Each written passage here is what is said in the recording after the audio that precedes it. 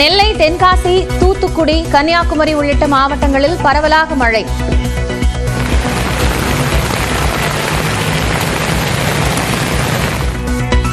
நாகை, தஞ்சை உள்ளிட்ட டெல்டா மாவட்டங்களிலும் மழை. புதுக்கோட்டையில் மின்னல் தாக்கி 28 ஆடுகள் உயிரிழந்த நிலையில் 2 பெண்கள் காயம்.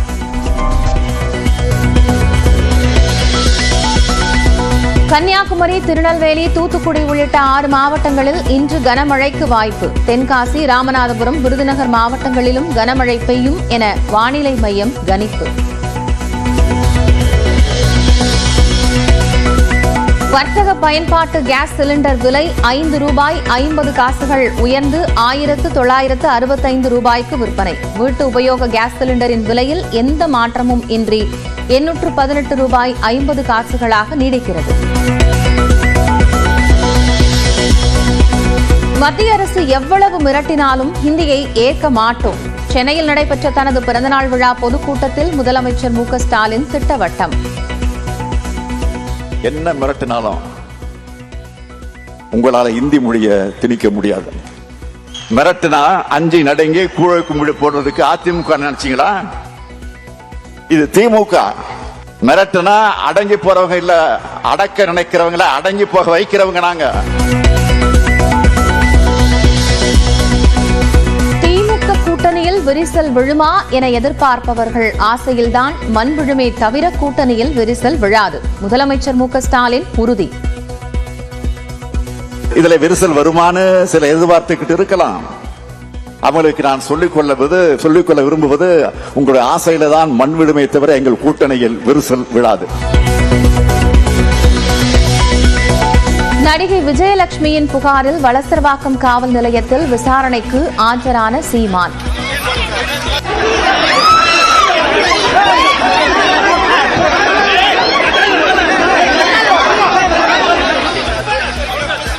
திருமண மோசடி, கருக்கலைப்பு உள்ளிட்ட புகார்கள் குறித்து 75 நிமிடங்கள் துருவி விசாரித்த காவல்துறை. சீமானிடம் 63 கேள்விகளை கேட்டு விசாரித்த காவல்துறை. விஜயலட்சுமியிடம் 60 லட்சம் ரூபாய் வாங்கியது உண்மையா என்றும் கேள்வி. நடிகை விஜயலட்சுமியுடனான பழக்கம் திருமணம் வரை செல்லவில்லை, யார் என்றே தெரியாது என கூறிய நிலையில் விரும்பியே உறவு வைத்துக் கொண்டார் என்றும், பிடிக்காததால் பிரிந்து சென்று விட்டார் என்றும் சீமான் விளக்கம். நீ விரும்பி தானே நீங்க உறவு வச்சுக்கிட்டீங்க, அப்புறம் எங்க அதுக்கு என்ன பிரச்சனை? அதுல பிடிக்கல, பிரிஞ்சு போயிட்டீங்க.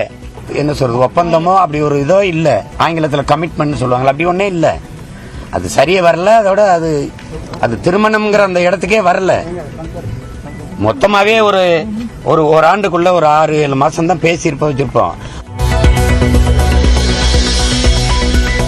தொகுதி மறுவரையறைக்கு எதிரான அனைத்து கட்சி கூட்டத்தில் அதிமுக பங்கேற்கும் என பொதுச் செயலாளர் எடப்பாடி பழனிசாமி அறிவிப்பு. தமிழ்நாட்டில் பிரதான எதிர்க்கட்சி அதிமுக தான் என்று தாவேகாவுக்கு பதிலடி. நாட்டில் எல்லாமே ஆளுங்கட்சி தவிர்த்து மீது எதிர்கட்சி தான். நாட்டில் எல்லாமே எதிர்கட்சி. ஆனா சட்டமன்றத்தில் பிரதான எதிர்கட்சிங்கிறது அதிமுக தான். அந்த வேற எந்த கட்சிக்கும் கிடையாது. மக்கள் கொடுக்கப்பட்ட அங்கீகாரம் அனைத்து இந்திய அண்ணா திராவிட முன்னேற்ற கழக கட்சிக்கு தான்.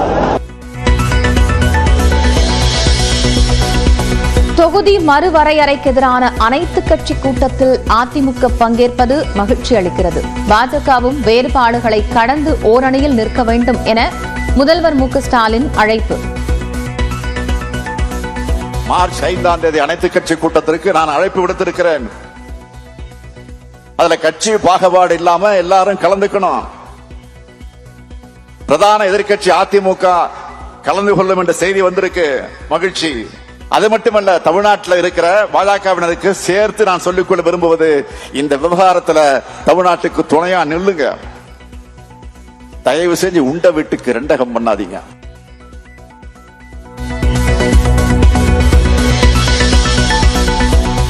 பிறை தெரியாததால் ரம்ஜான் நோன்பு நாளை தொடங்குகிறது. தமிழ்நாடு அரசின் தலைமை ஹாஜி அறிவிப்பு. ஜம்மு காஷ்மீர், ஹிமாச்சல் உள்ளிட்ட வட மாநிலங்களில் கொட்டி தீர்த்த பனி.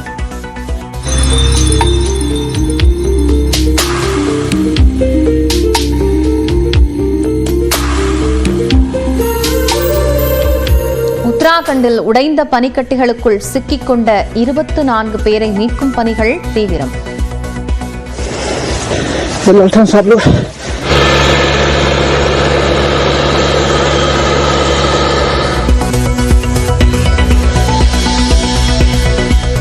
முதலமைச்சர் மு.க. ஸ்டாலினை நேரில் சந்தித்த சகோதரர் அழகிரி சால்வை அணிவித்து பிறந்தநாள் வாழ்த்து தெரிவித்தார்.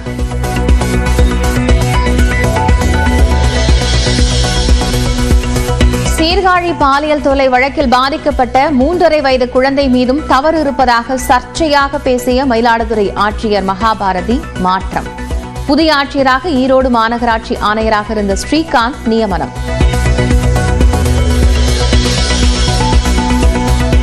வெள்ளை மாளிகையில் செய்தியாளர் சந்திப்பின் போது வார்த்தைகளால் மோதிக்கொண்ட அமெரிக்க அதிபர் டிரம்ப், யுக்ரைன் அதிபர் ஜெலன்ஸ்கி துணை அதிபரும் சீண்டிய நிலையில் கனிம வளம் தொடர்பான ஒப்பந்தத்தில் கையெழுத்திடாமல் சீற்றத்துடன் வெளியேறிய யுக்ரைன் அதிபர். மழையால் கைவிடப்பட்ட ஆஸ்திரேலியா ஆப்கானிஸ்தான் இடையிலான சாம்பியன்ஸ் டிராபி கிரிக்கெட் போட்டி 4 புள்ளிகளுடன் அரையிறுதிக்கு தகுதி பெற்றது ஆஸ்திரேலியா.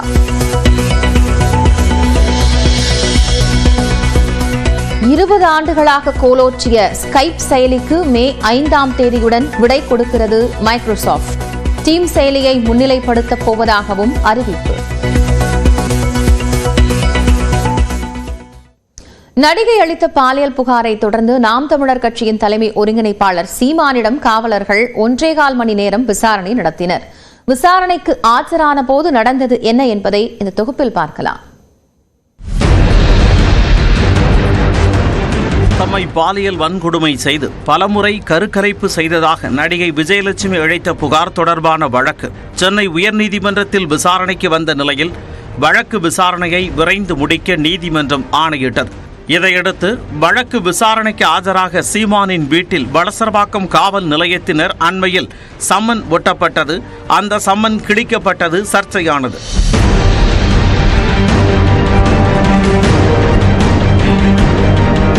இந்த சூழலில் நேற்று மாலை 6 மணிக்கு வளசரவாக்கம் காவல் நிலையத்தில் விசாரணைக்கு ஆஜராக உள்ளதாக சீமான் கூறியதால் நாம் தமிழர் கட்சியினர் திரளத் தொடங்கினர். இதையடுத்து போலீஸ் குவிக்கப்பட்டது.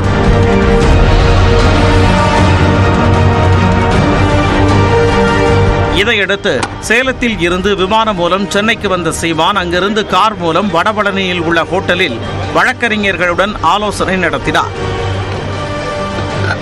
பின்னர் வளசரவாக்கம் காவல் நிலையத்திற்கு புறப்பட்ட சீமான் ஏவிஎம் ஸ்டுடியோ அருகில் திடீரென காரை நிறுத்தினார். இதனால் அங்கு பரபரப்பு ஏற்பட்டது.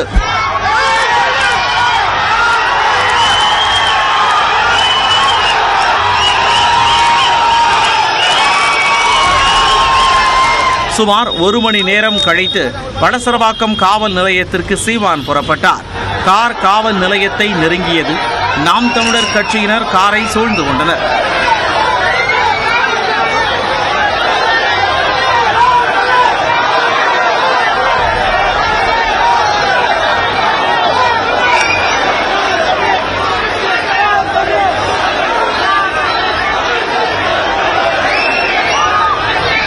அதனால் டென்ஷனான சீமான் விலகிச் செல்லுங்கள் என கூறினார்.